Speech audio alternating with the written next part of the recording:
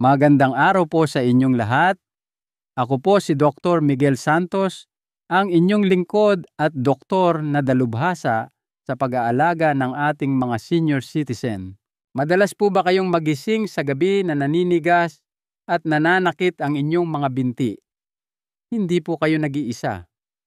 Pero paano kung ang tunay na lunas ay hindi pala nasa botelya ng gamot, kundi nasa inyong plato? Ang pulikat sa mga senior ay hindi lang basta nakakainis. Ito'y masakit, nakakapagod, at madalas ay hindi naiintindihan. Paano kung sabihin ko sa inyo na may mga simple at masasarap na pagkain na natural na makakapagpakalma sa inyong mga kalamnan, magpapabuti sa sirkulasyon, at tutulong sa inyong matulog ng mahimbing at walang pulikat? Sa araw na ito, ibubunyag natin ang top 10 na pagkaing suportado ng siyensya na makakatulong na maiwasan ang pulikat at mapanatiling mas malakas, malusog at mas magalaw ang inyong mga binti. Hindi kailangan ng reseta. Baka ang ilan sa mga pagkaing ito ay nasa kusina nyo na, pero ang iba ay maaaring makagulat sa inyo. Bago tayo magsimula, nais ko sanang malaman kung taga saan po kayo nanonood ngayon. Mag-iwan lang po ng komento sa ibaba at huwag mag-atubiling magtanong. At kung kayo ay mahilig sa mga paraan para sa malusog na pagtanda, pindutin na po ang subscribe button. Dito na po nagsisimula ang inyong paglalakbay tungo sa kalusugan. Una, pag-usapan natin ang saging. Bakit itinuturing na pangunahing pagkain ang saging sa pag-iwas sa pulikat sa mga senior? Ang saging ay madalas tawaging likas na tableta ng electrolytes dahil sa magandang dahilan. Mayaman ito sa potassium, isang mahalagang mineral na tumutulong sa pag-regulate ng pag-urong ng kalamnan at mga signal ng nerbiyos. Ang mababang antas ng potassium ay isa sa mga pinakakaraniwang sanhi ng masakit na pulikat, lalo na sa gabi. Para sa mga senior na natural nang bumababa ang muscle mass at hydration, ang saging ay isang madaling paraan upang maibalik ang balanse na ito. Paano nga ba nakakatulong ang potassium na mabawasan ang pulikat? Kapag bumaba ang antas ng potassium, ang mga kalamnan ay maaaring maging sobrang sensitibo sa mga impulse ng nerbiyos na humahantong sa hindi sinasadyang pag-urong o pulikat.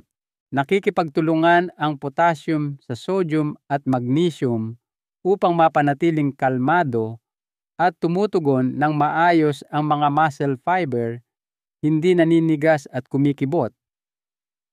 Ang isang katamtamang laking saging ay nagbibigay ng humigit kumulang 400 ng potassium na malaki ang maitutulong sa pagpapanatili ng malusog na paggana ng kalamnan. Pare-pareho ba ang potassium content at benepisyo ng lahat ng saging? Hindi rin.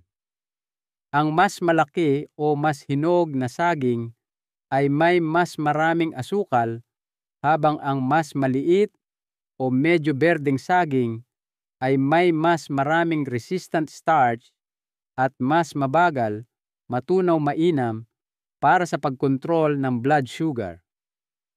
Kung kayo po ay may diabetes o binabantayan ang carbs, piliin ang maliliit at matitigas na saging na nagbibigay pa rin ng kailangan ninyong potassium nang walang biglaang pagtaas ng asukal.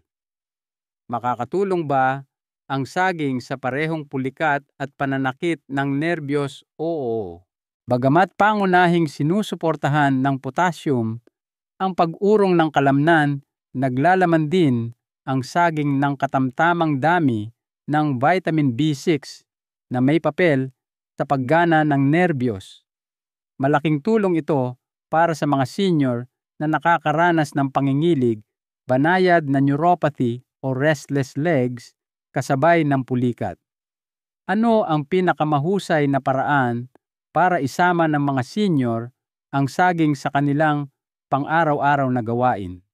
Ang saging ay madaling kainin at tunawin, kaya perpekto ito para sa almusal o merienda. Hiwain ito sa ibabaw ng oatmeal, ihalo sa smoothie kasama ng spinach at Greek yogurt, o ipares sa isang dakok na mani para sa isang muscle-friendly na kombinasyon ng potassium, protina at magnesium. Mayroon bang anumang panganib sa pagkain ng saging para sa pag-iwas sa pulikat? Para sa karamihan, ang saging ay ligtas at kapaki-pakinabang. Gayunpaman, ang mga senior na may chronic kidney disease o napakataas na blood sugar ay dapat mag-ingat dahil ang sobrang potassium o natural na asukal ay maaaring magdulot ng komplikasyon. Kung ganoon ang kaso, ang abokado o madahong gulay ay mahusay na alternatibong mapagkukunan ng potassium. Pangalawa, abokado. Ano ang nagpapangyari sa abokado na mas mabisa kaysa sa saging pagdating sa pag-iwas sa pulikat? Habang ang saging ay kilala sa potassium, tahimik na nilalampasan ito ng abokado sa parehong potassium at magnesium content, dalawang mineral na mahalaga para sa paggana ng kalamnan. Sa katunayan, ang isang abokado ay naglalaman ng mas maraming potassium kaysa sa isang saging, kasama pa ng mga healthy fat na sumusuporta sa kalusugan ng nerbiyos at nagpapababa ng pamamaga. Hindi lang ito prutas, ito'y isang sistema ng suporta para sa buong katawan na nasa isang berdeng balat. Paano sinusuportahan ng healthy fats sa abokado ang kalusugan ng kalamnan? Ang abokado ay mayaman sa monounsaturated fats na tumutulong na bawasan ang pamamaga sa buong katawan, isang pangunahing dahilan ng paninigas ng kalamnan at iritasyon ng nerbiyos sa mga senior. Tinutulungan din ng mga taba na ito ang pagsipsip ng mga fat-soluble vitamins tulad ng vitamin D na may mahalagang papel sa regulasyon ng calcium at pag-urong ng kalamnan. Kasing halaga ba ng potassium ang magnesium sa pag-iwas sa pulikat? Tiyak na oo. Ang magnesium ay gumaganap bilang isang natural muscle relaxer na tumutulong na maiwasan ang sobrang pagka-excite ng mga signal ng nerbiyos na humahantong sa pulikat. Ang mga senior ay madalas na kulang sa magnesium dahil sa paggamit ng gamot o nabawasang pagsipsip nito habang tumatanda. Ang pagsasama ng mga pagkaing mayaman sa magnesium tulad ng abokado ay maaaring maibalik ang balanse at magbigay ng ginhawa mula sa pulikat at paninigas. Makakatulong ba ang abokado sa mga senior na may problema rin sa pananakit ng kasukasuan o arthritis? Oo, at dito nangingibabaw ang abokado higit pa sa mineral content nito. Ang taba nito ay naglalaman ng mga compound na tinatawag na phytosterols at antioxidants tulad ng lutein na napatunayang nakakatulong na bawasan ang pamamaga at paninigas ng kasukasuan. Para sa mga senior na nakakaranas ng pulikat at pagkapagod ng kalamnan na may kaugnayan sa arthritis, ang abokado ay nag-aalok ng dobleng suporta. Paano dapat isama ng mga senior ang abokado sa kanilang dieta para sa pinakamataas na benepisyo? Ang abokado ay napakadaling ihanda at maaaring kainin sa matamis o maalat na paraan. Durugin ito sa ibabaw ng whole grain toast, ihalo sa isang green smoothie, o i-dice sa ibabaw ng salad na may madahong gulay. Kapag ipinares sa mga pagkaing mayaman sa magnesium o calcium, lumilikha ang abokado ng synergistic effect sa kalusugan ng kalamnan at nerbiyos. Mayroon bang anumang hindi magandang epekto sa regular na pagkain ng abokado? Ang abokado ay siksik sa calories at taba, bagamat healthy fat, kaya mahalaga ang portion control lalo na para sa mga nagbabantay ng timbang. Mataas din ito sa potassium, kaya ang mga senior na may sakit sa bato ay dapat kumonsulta sa doktor bago ito kainin ng madalas. Para sa karamihan, ang kalahating abokado ilang beses sa isang linggo ay sapat na. Paano maihahambing ang abokado sa iba pang pagkaing lumalaban sa pulikat sa listahang ito? Hindi tulad ng maraming ibang mapagkukunan ng potassium o magnesium na kulang sa healthy fats. Nag-aalok ang abokado ng isang kumpletong pakete. Pinagsasama nito ang electrolytes, anti-inflammatory compounds, at mga taba na mabuti para sa puso, kaya ito ay isa sa mga pinakakumpletong pagkain para sa mga senior na naglalayong maiwasan ang pulikat sa natural na paraan. Pangatlo, spinach. Ano ang nagpapatingkad sa spinach sa mga madahong gulay para sa pag-iwas sa pulikat sa mga senior? Ang spinach ay hindi lang basta pang salad. Ito ay isang powerhouse ng sustansya na nagbibigay ng malakas na dosis ng magnesium. Ngunit simula pa lang iyan, nag-aalok din ang spinach ng isang bihirang bonus, natural nitrates, na tumutulong na mapalakas ang daloy ng dugo lalo na sa mga binti kung saan madalas umatake ang pulikat sa gabi. Paano nakakatulong ang nitrates sa spinach na mabawasan ang dalas ng pulikat?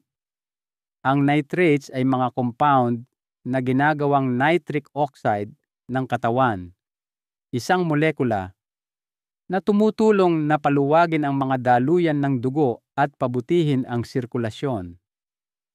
Ang mas mahusay na sirkulasyon ay nangangahulugang mas maraming oxygen at sustansya ang naihahatid sa mga kalamnan na tumutulong na maiwasan ang paninigas, bawasan ang pagkapagod at suportahan ang mas mabilis na paggaling ng kalamnan. Ito ay lalong mahalaga para sa mga senior na may mabagal na daloy ng dugo. Maraming senior ang may sensitibong panunaw. Dapat ba nilang kainin ang spinach ng hilaw o luto bagamat ayos lang ang hilaw na spinach sa maliliit na dami? Ang pagluluto ng spinach ay nakakatulong na bawasan ang oxalates, mga natural na compound na maaaring makasagabal sa pagsipsip ng calcium at magnesium. Ang bahagyang pag-steam o paggisa ng spinach ay talagang ginagawang mas madaling makuha ng katawan ang mahahalagang mineral na ito. Isang matalinong hakbang kung sinusubukan ninyong makuha ang pinakamalakas na panlaban sa pulikat mula sa inyong mga gulay. Makakatulong ba ang spinach sa pulikat sa gabi? Oo, at narito kung bakit. Sinusuportahan ng magnesium ang pag-relax ng kalamnan at balanse ng nervous system na parehong mahalaga para sa mahimbing na tulog. Ang isang hapunan na mayaman sa magnesium o isang magaan na merienda na may spinach sa gabi ay maaaring makatulong na pakalmahin ang mga kalamnan at bawasan ang posibilidad na magising dahil sa masakit na pulikat. Magandang opsyon ba ang spinach para sa mga senior na sumusubok na bawasan ang pagkonsumo ng sodium? Tiyak na oo. Ang spinach ay natural na mababa sa sodium at mataas sa potassium na tumutulong na mapanatili ang balanse ng electrolyte nang hindi nagpapataas ng presyon ng dugo. Para sa mga senior na kailangang mag-ingat sa asin, nagbibigay ang spinach ng perpektong halo ng mineral upang suportahan ang kalusugan ng puso at katatagan ng kalamnan. Ano ang pinakamahusay na paraan upang isama ang spinach sa isang senior-friendly na dieta? Ang spinach ay napakadaling ihanda at maaaring ihalo sa mga sopas, omelette smoothie o igisa bilang side dish. Ang pagsasama ng spinach sa mga pagkaing mayaman sa vitamin C tulad ng bell peppers o isang patak ng lemon juice ay nakakatulong din na mapataas ang pagsipsip ng iron bonus para sa enerhiya at kalusugan ng dugo. Paano pinupunan ng spinach ang mga benepisyo ng saging at abokado na nabanggit na hindi tulad ng saging na mas mataas sa potassium at abokado na mayaman sa healthy fats, ang spinach ay nakatuon sa magnesium at nitrates na nagpapalakas ng sirkulasyon. Sama-sama, bumubuo sila ng isang kumpletong trio: saging, mabilis na potassium fix; abokado, suportang anti-inflammatory at fat-soluble nutrients; spinach, magnesium at pampabuti ng sirkulasyon. Para kang bumubuo ng sarili mong anti-cramp dream team kung saan bawat manlalaro ay may natatanging lakas. Pang-apat, buto ng kalabasa. Paano makakagawa ng malaking epekto sa pulikat ang isang bagay na kasing liit ng buto ng kalabasa? Huwag maliitin ang kanilang laki. Ang mga buto ng kalabasa na kilala rin bilang pepitas ay kabilang sa pinakamayamang natural na mapagkukunan ng magnesium. Isang maliit na dakok lamang, mga 1 onsa, ay maaaring magbigay ng halos 40% ng inyong pang-araw-araw na pangangailangan sa magnesium na ginagawa itong isa sa mga pinakamabisang pagkaing panlaban sa pulikat na maaari ninyong kainin. Bakit lalong nakakatulong sa mga senior ang magnesium mula sa buto ng kalabasa? Nag-aalok ang mga buto ng kalabasa ng isang madaling tunawin na anyo ng magnesium na mula sa halaman na tumutulong sa pag-regulate ng mga signal ng nerbiyos at pag-urong ng kalamnan, lalo na sa mga binti. Makakatulong ba ang buto ng kalabasa na mapabuti ang tulog pati na rin ang pag-iwas sa pulikat? Oo, nakakagulat. Bukod sa magnesium, naglalaman ang mga buto ng kalabasa ng tryptophan, isang amino acid na nagtataguyod ng produksyon ng serotonin at melatonin na susi para sa mas mahusay na kalidad ng tulog. Ito ang dahilan kung bakit lalong nakakatulong ang buto ng kalabasa para sa mga nagpupulikat sa gabi o nahihirapang makatulog muli pagkatapos ng isang atake. Mas mahusay ba ang buto ng kalabasa kaysa sa mga magnesium supplement? Ang magnesium na nakukuha sa pagkain tulad ng mula sa buto ng kalabasa ay kadalasang mas madaling masipsip ng katawan at may kasamang iba pang kapaki-pakinabang na sustansya tulad ng zinc, healthy fats, at antioxidants. Bagamat makakatulong ang mga supplement sa ilang kaso, nagbibigay ang buto ng kalabasa ng isang balanse at natural na paraan upang mapataas ang antas ng magnesium nang hindi sumusobra. Ano ang pinakamahusay na paraan ng pagkain ng buto ng kalabasa para makuha ang pinakamaraming benepisyo upang mapakinabangan ang mga sustansya Piliin ang walang asin, dry roasted, o hilaw na buto ng kalabasa. Maaari ninyo itong iwiwisik sa oatmeal yogurt salad o ihalo sa mga smoothie. Perpekto rin ito bilang isang merienda bago matulog. Ang isang kutsarita lang bago matulog ay maaaring makatulong na ilayo ang mga pulikat habang nagtataguyod din ng mas mahimbing na pagtulog. Makakatulong ba ang buto ng kalabasa sa mga may iba pang kaugnay na issue tulad ng restless legs o pangingilig? O hindi lang kalamnan ang sinusuportahan ng magnesium? May papel din ito sa kalusugan ng nerbiyos kaya't kapaki-pakinabang ito para sa mga taong nakakaranas ng restless leg syndrome, RLS pangingilig, o sensasyon ng pins and needles. Kasama ng mga anti-inflammatory na taba sa mga buto, maaari nitong pagaanin ang iritasyon na dulot ng banayad na mga isyu sa nerbiyos. Paano pinupunan ng buto ng kalabasa ang mga pagkaing napag-usapan na natin? Ang saging abokado at spinach, bawat isa ay may natatanging lakas. Ang buto ng kalabasa ay nagdaragdag ng puro at pampatulog na magnesium kasama ang zinc at tryptophan, mga sustansyang wala sa mataas na halaga sa iba. Isipin sila bilang night shift worker sa inyong anti-cramp team, tahimik na nagpapanatili ng kalmado habang kayo ay natutulog. Panlima, salmon at sardinas. Ang salmon at sardinas ay siksik sa omega-3 fatty acids na napatunayang nagpapababa ng pamamaga sa mga kalamnan at kasukasuan, isang pangunahing sanhi ng paulit-ulit na pulikat at paninigas. Nag-aalok din sila ng mayamang halo ng vitamin D at calcium, parehong mahalaga para sa pagpapanatili ng paggana ng kalamnan at nerbiyos, lalo na sa mga tumatandang katawan. Paano partikular na nakakatulong ang omega-3 sa pulikat?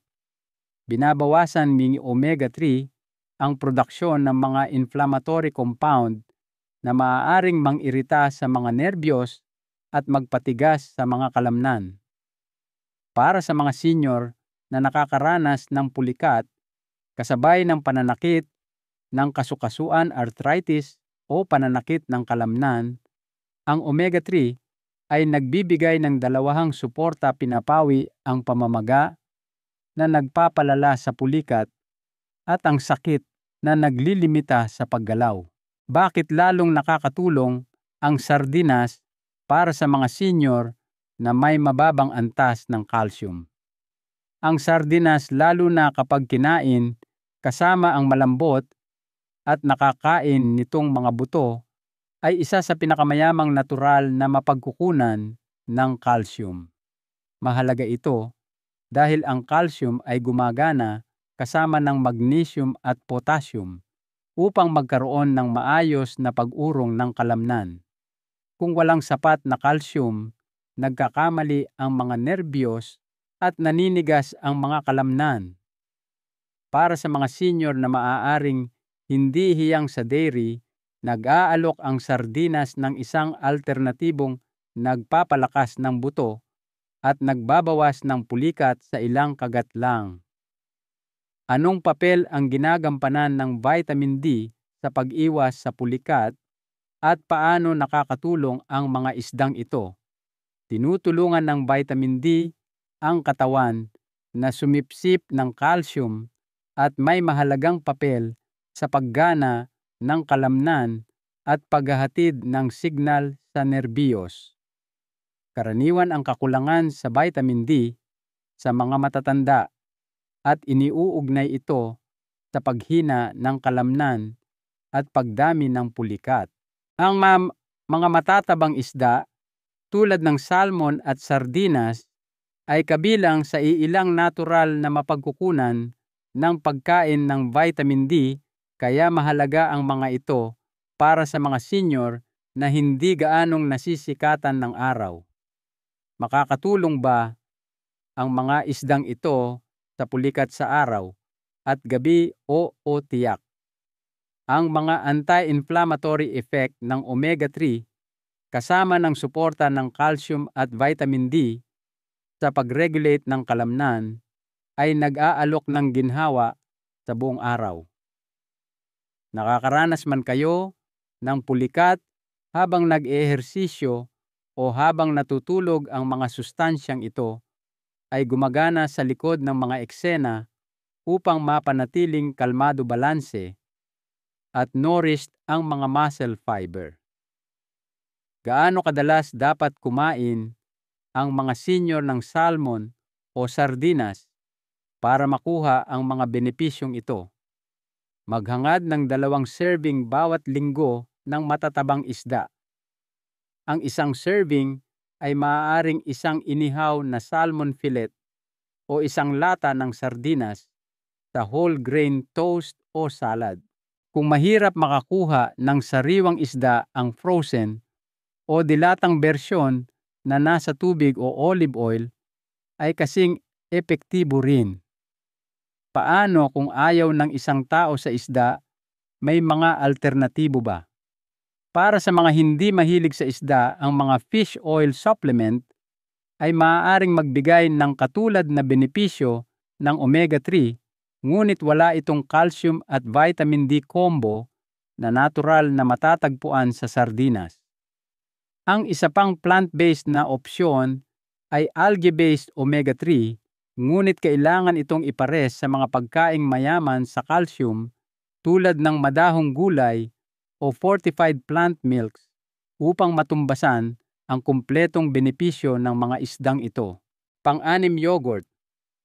Ang yogurt ay hindi lamang masarap na pagkain, kundi isa ring mahusay na mapagkukunan ng calcium.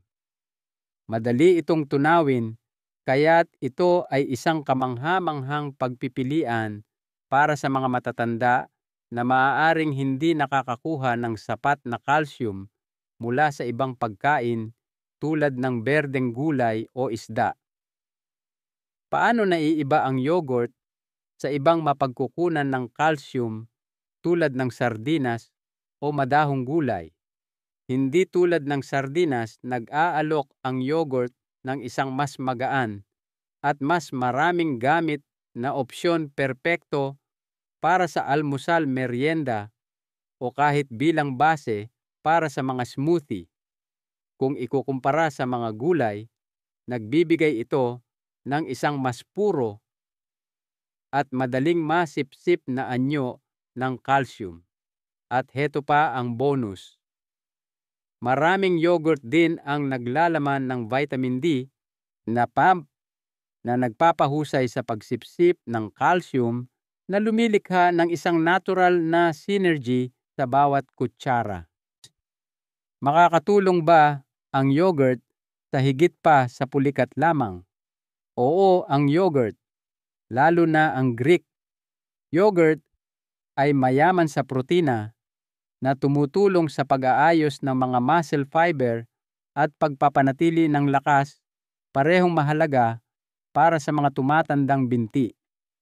Bukod pa rito, ang yogurt ay puno ng probiotics o mabubuting bakterya na nagpapabuti sa kalusugan ng bituka na maaaring hindi direktang sumuporta sa mas mahusay na pagsipsip ng sustansya kabilang ang mga mineral tulad ng magnesium at potassium na mahalaga sa pag-iwas sa pulikat.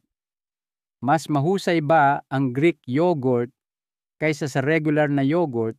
Para sa mga senior, tiyak na oo. Ang Greek yogurt ay naglalaman ng halos doble ang protina ng regular na yogurt at may mas kaunting asukal at mas maraming potassium.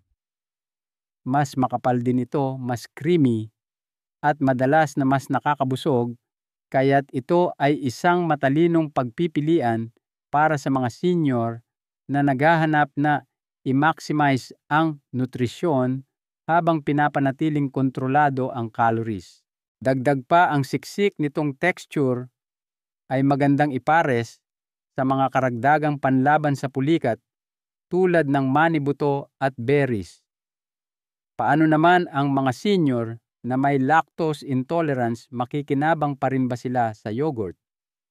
Maraming taong lactose intolerant ang nakakayanan pa rin ang Greek yogurt o mga lactose-free na yogurt dahil mas mababa ang mga ito sa lactose at madalas na mas magaan sa sistema ng panunaw. Mayroon ding mahuhusay na plant-based na yogurt na gawa sa almond niyog o soy milk na pinatibay ng calcium at vitamin D upang maghatid ng katulad na mga benepisyong sumusuporta sa kalamnan. Paano makakatulong ang yogurt sa pulikat sa gabi? Ang calcium ay may direktang papel sa pagpapakalma ng excitability ng kalamnan, lalo na sa panahon ng pahinga. Ang pagkain ng isang maliit na serving ng yogurt sa gabi marahil na may mga toppings na mayaman sa magnesium tulad ng buto ng kalabasa o almonds ay maaaring makatulong na i-relax ang inyong mga kalamnan at nervous system na ginagawang mas madaling makatulog at manatiling walang pulikat sa buong gabi. Pampito, itlog. Ang mga itlog ay madalas na pinupuri para sa kanilang mataas na kalidad na protina. Ngunit pagdating sa pag-iwas sa pulikat, ang kanilang tunay na lakas ay nasa kanilang vitamin B12 content. Ang mahalagang bitamina na ito ay may mahalagang papel sa paggana ng nerbiyos at produksyon ng pulang selula ng dugo na parehong kritikal para sa paghahatid ng oxygen at pagkontrol sa paggalaw ng kalamnan. Kung walang sapat na B12, maaaring magkamali ang mga kalamnan, mangilig ang mga nerbiyos at mas madalas mangyari ang pulikat lalo na sa gabi. Paano sinusuportahan ng vitamin B12 ang kalusugan ng nerbiyos at kalamnan? Tinutulungan ng vitamin B12 na mapanatili ang proteksyon na balot sa paligid ng inyong mga nerbiyos na tinitiyak na ang mga signal sa pagitan ng inyong utak at kalamnan ay naipapadala ng maayos. Ang mga senior ay partikular na nasa mataas na panganib ng kakulangan sa vitamin B12 dahil ang pagsipsip nito ay bumababa habang tumatanda. Ang mga itlog ay nagbibigay ng isang madali at banayad na mapagkukunan ng mahalagang sustansyang ito. Sapat na ba ang puti ng itlog o kailangan ninyo rin ang pula? Depende iyan sa inyong mga layunin sa kalusugan. Ang puti ng itlog ay mayaman sa protina at walang kolesterol, kaya't ito ay isang opsyon na mabuti para sa puso para sa mga senior na may mataas na kolesterol. Gayunpaman, ang vitamin B12, vitamin D at healthy fats ay pangunahing matatagpuan sa pula ng itlog. Para sa mga nag-aalala sa kolesterol, ang isang balanseng diskarte tulad ng isang buong itlog kasama ang dagdag na puti ng itlog ay maaaring magbigay sa inyo ng pinakamahusay sa parehong mundo, suporta sa kalamnan nang hindi sumusobra sa kolesterol. Makakatulong ba ang mga itlog sa paggaling ng kalamnan pagkatapos ng pisikal na aktibidad o physiotherapy? Tiyak na oo. Ang mga itlog ay itinuturing na isang kumpletong protina. Ibig sabihin, naglalaman sila ng lahat ng siyam na mahahalagang amino acid na kailangan para sa pag-aayos at paggaling ng kalamnan. Naglalakad man kayo, nag-iinat o sumasailalim sa physiotherapy, Upang maibsan ang paninigas o kahinaan ang mga itlog, ay nagbibigay ng mga building blocks na kailangan ng inyong mga kalamnan upang gumaling, lumakas at labanan ang pulikat. Paano nakikinabang ang mga itlog sa mga senior na nakakaranas din ng pagkapagod o mga isyu sa balanse? Ang pagkapagod at mahinang balanse ay madalas na nagmumula sa kahinaan ng kalamnan, mababang metabolismo ng enerhiya o kakulangan sa bitamina. Nag-aalok ang mga itlog ng malinis at mahusay na panggatong na may protina B12 at vitamin D na tumutulong na patatagin ang antas ng enerhiya at suportahan ang koordinasyon. Kapag isinama sa mga pagkain tulad ng yogurt o spinach, gumagawa sila ng isang masustansyang almusal na nagpapalakas sa parehong mga kalamnan at nervous system. Ano ang pinakamalusog na paraan para sa mga senior na maghanda at kumain ng mga itlog, manatili sa mga banayad na paraan ng pagluluto tulad ng nilaga, poached o bahagyang scrambled gamit ang kaunting olive oil? Iwasan ang pagprito sa mantikilya o pagpares sa mga maalat na karne tulad ng bacon o sausage. Maganda ring ipares ang mga itlog sa mga pagkaing lumalaban sa pulikat tulad ng spinach, magnesium, kamote, potassium o whole grain toast fiber at B vitamins. Pangwalo, tubig ng niyog.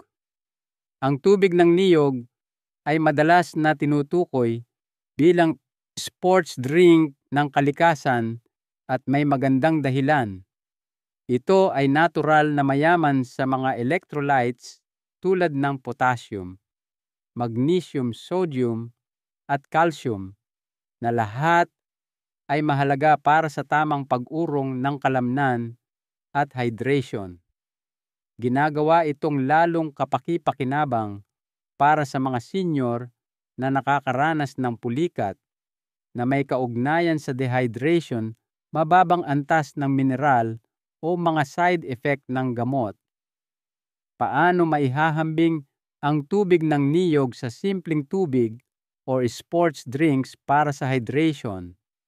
Habang ang simpleng tubig ay mahalaga para sa hydration, kulang ito sa electrolyte content na kailangan upang suportahan ang paggana ng kalamnan. Sa kabilang banda, maraming ang komersyal na sports drinks ang naglalaman ng idinagdag na asukal artipisyal na pampalasa o mataas na sodium na hindi mainam para sa mga matatanda, lalo na sa mga may mataas na presyon ng dugo.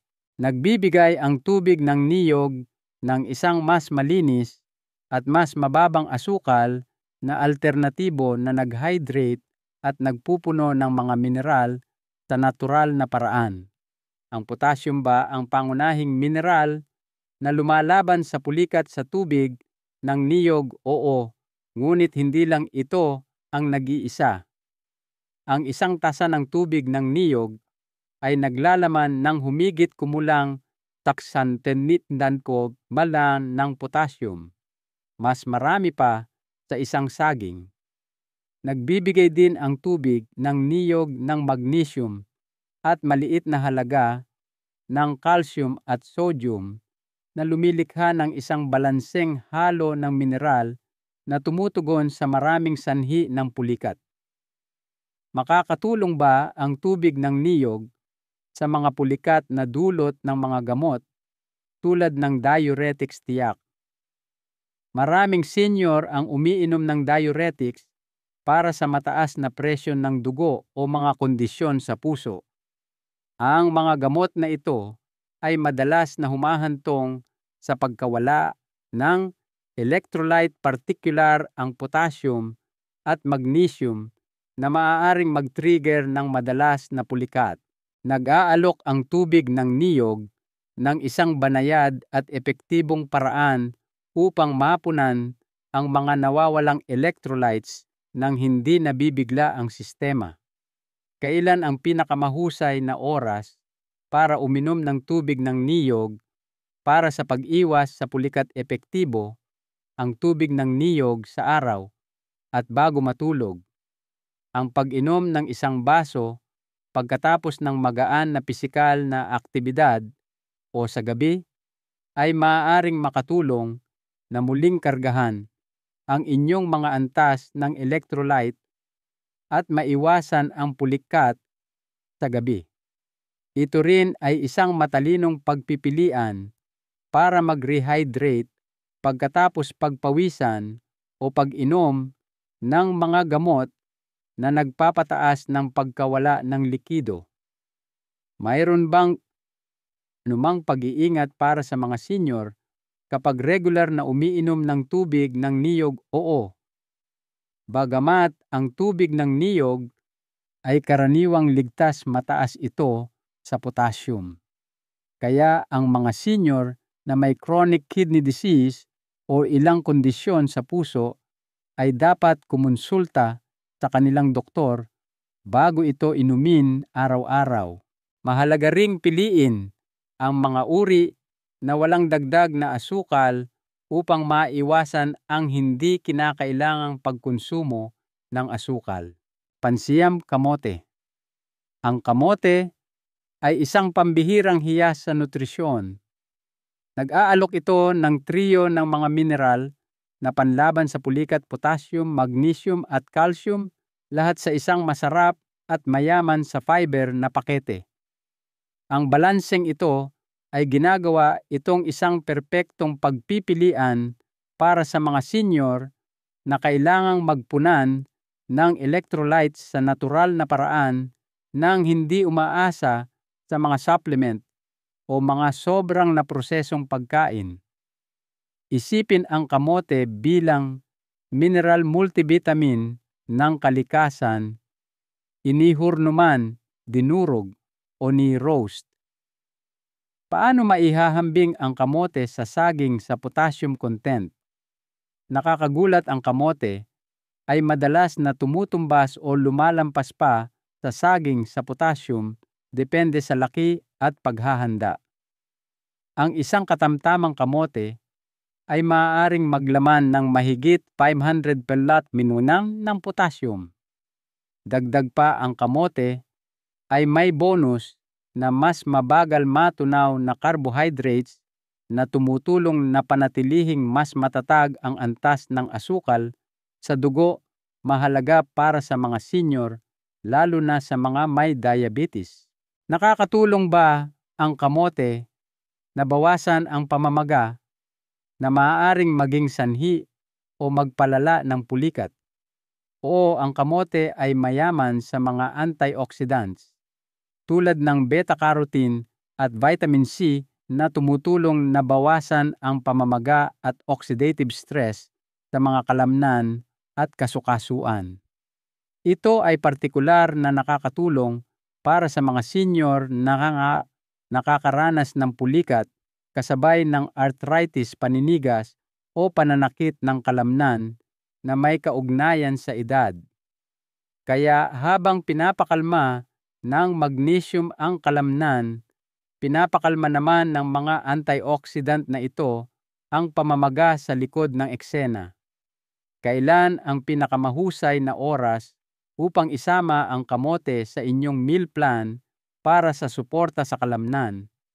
Ang kamote ay napakadaling ihanda at maaaring kainin anumang oras. Partikular itong nakakatulong sa hapunan kung saan ang complex carbs at mga mineral na nagpapakalma sa kalamnan ay maaaring makatulong na bawasan ang pulikat sa gabi at suportahan ang mas mahusay na pagtulog. Ang pagpares nito sa isang protina tulad ng itlog o isda ay maaaring lumikha ng isang kumpletong pagkaing panlaban sa pulikat. Mayroon bang mga partikular na paraan ng pagluluto na nagpapanatili ng kanilang mga sustansyang panlaban sa pulikat? Oo. Ang pagbe-bake o pag-steam ng kamote ay tumutulong na mapanatili ang pinakamaraming sustansya, lalo na ang potassium at vitamin C. Ang pagpapakulo ay maaaring maging sanhi ng pagkawala ng ilang mineral sa tubig. Kaya kung pakukuluan ninyo ito, isaalang-alang ang paggamit ng tubig sa mga sopas o sabaw.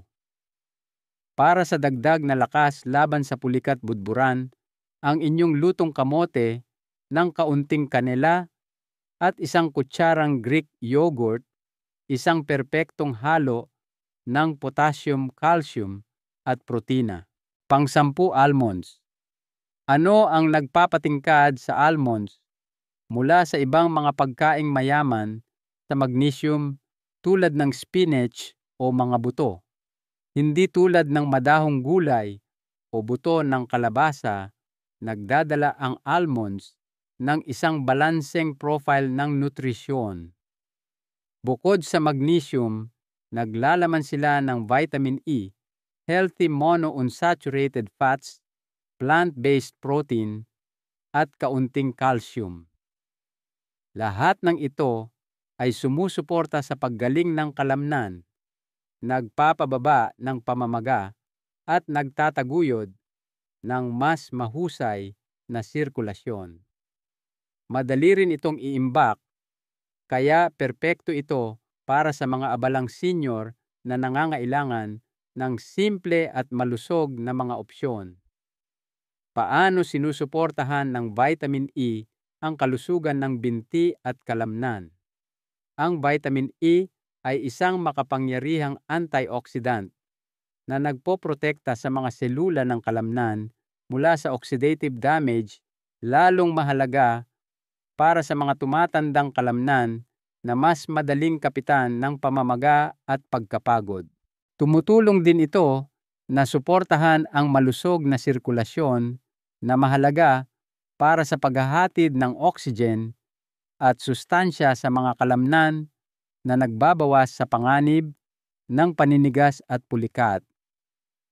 Makakatulong ba ang almonds sa pulikat sa araw at gabi o nagbibigay ang almonds ng tuloy-tuloy at mabagal matunaw na enerhiya at mga mineral na tumutulong sa pag-regulate ng paggana ng kalamnan sa buong araw?